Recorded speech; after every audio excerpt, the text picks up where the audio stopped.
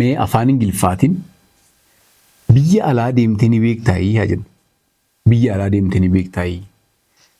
Leenca agartee ni beektaayii. Afaan Ingiliffaatiin namoota biyya alaa jiraatan wajjin haasoftee ni beektaayii. Mee isaan kanneen Ingiliffaan akkamitti jechuu dandeenya? Mee viidiyoo kana pooz godhaatii isa afaan Oromoo asirratti ni barreeffame kanneen Ingiliffaan jechuu yaalaa. Very good. Haalaan akka shaakaltan abdiin godha.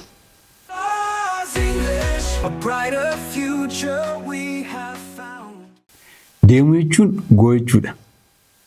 That's true. Garuu deemtii ni beektaayii hoo ta'u it's a bit different. Look. Biyya alaa ni deemtaayii jechuu barbaanne normally ni deemtaa ni deebitaa biyya alaa ni deemtaa. Do you jenna? Do you go to other countries or do you go to foreign countries? Okay, do you ni deemtaayidha. Okay, ni deemtaayidha. Are you going to foreign countries? Or jenna immoo are you going deemaa jirtaayidha. You see, are you going? Deemtee ni beektaayii jechuu barbaanne immoo have you ever gone? Have you ever traveled to another countries? Have you ever gone? Have you ever traveled?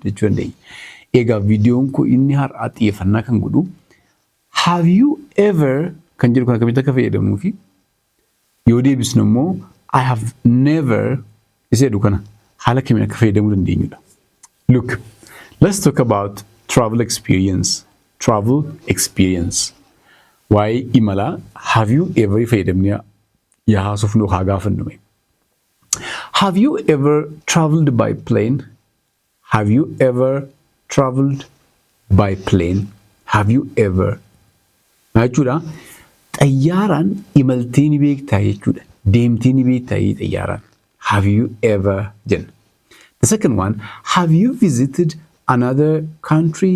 Have you visited another country?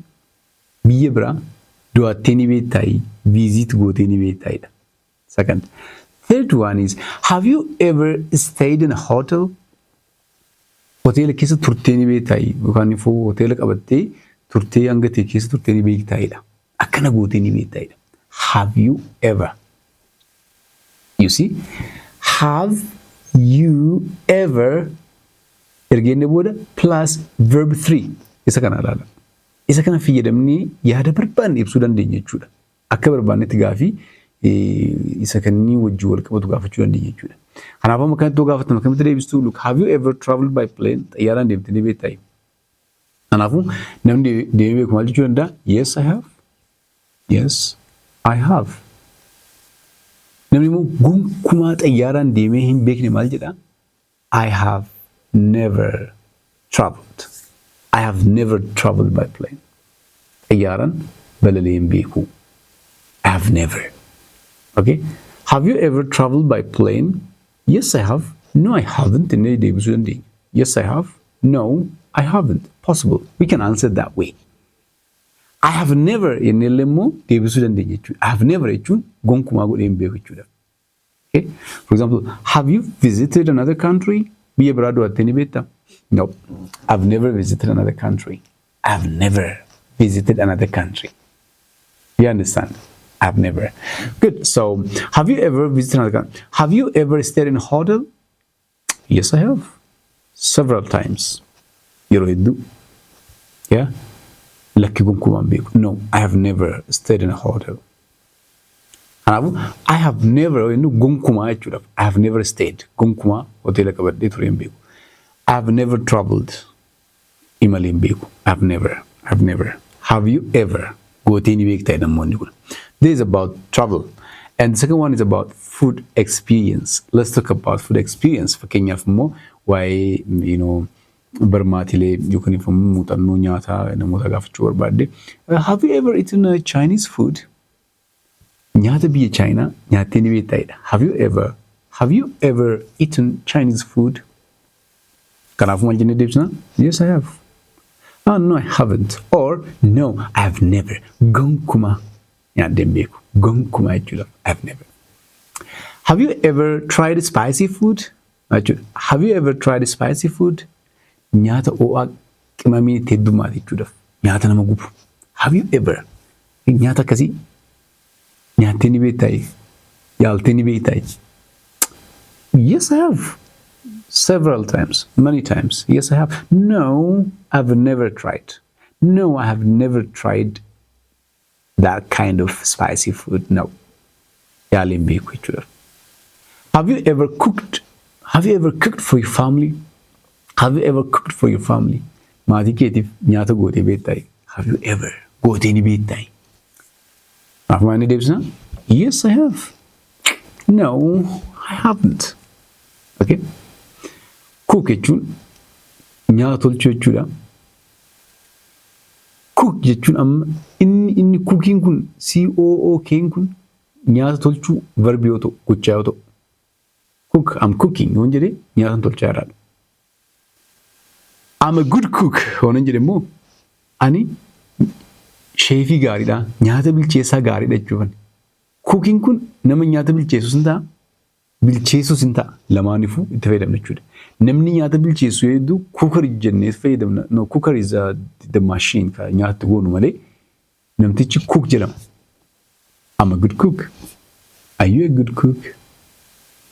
Good. Okay, and other one, let's talk about school and learning.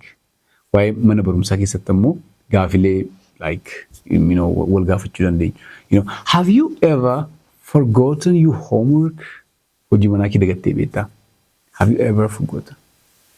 No, I've never forgotten my homework. Yoo hunda nan hojjedhan dagadhiituun beeku. I've never forgotten. Okay. Have you ever spoken English with a foreigner? Have you ever spoken English with a foreigner? Spoken. Have you ever spoken? Faranjii wajjin afaan Ingiliffaatiin haasoftee beektaa? Have you ever won a school competition? Dorgommii mana barumsaa mo'attee ni beektaa? Kanaaf maal inni deebisnaa? Yes, I have. No, I haven't.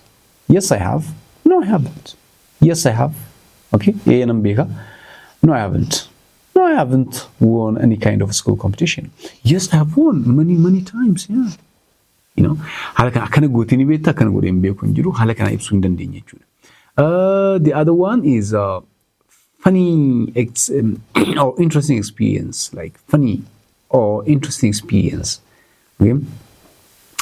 Waa'ee immoo akkana taatee ni beektaa jennee immoo wanta nama kuufachiisu tokko.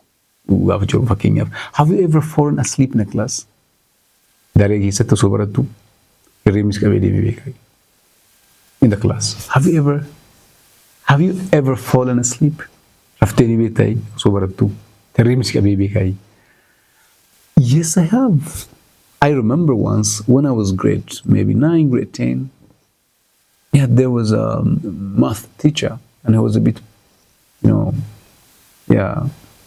a good teacher, and then I fall asleep. Did you understand? No, I have never. I was a really good student and I've never, fallen asleep. Have you ever lost your phone? Have you ever? Bilbilli keessa jalaa badee beekaa? Akkana taatee beektaa? Do you understand? Very good. Kanaafuu haala kanaan maal gochuu dandeenya? Akkana taatee beektaa, akkana gootee beektaa kan jedhu kan gaafachuu dandeenya jechuudha.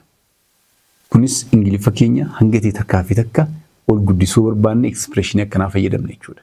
Okay? Gaafii gaafachuudhaaf.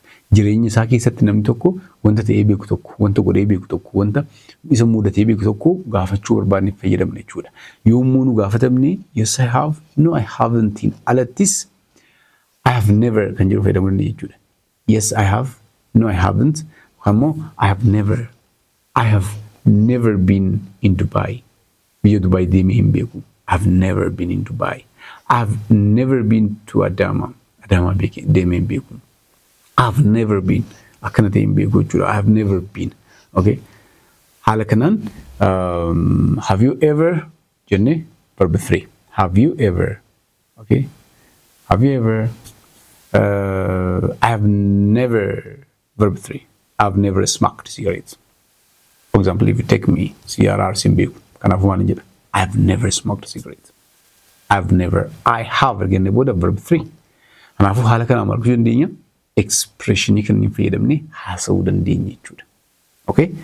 You got video go to Canada, why do Cabratan, Abdin Kaba, Hangarumatuan, Jinturtanif, Kuta, Galatoma, Chumberbat. A brighter future we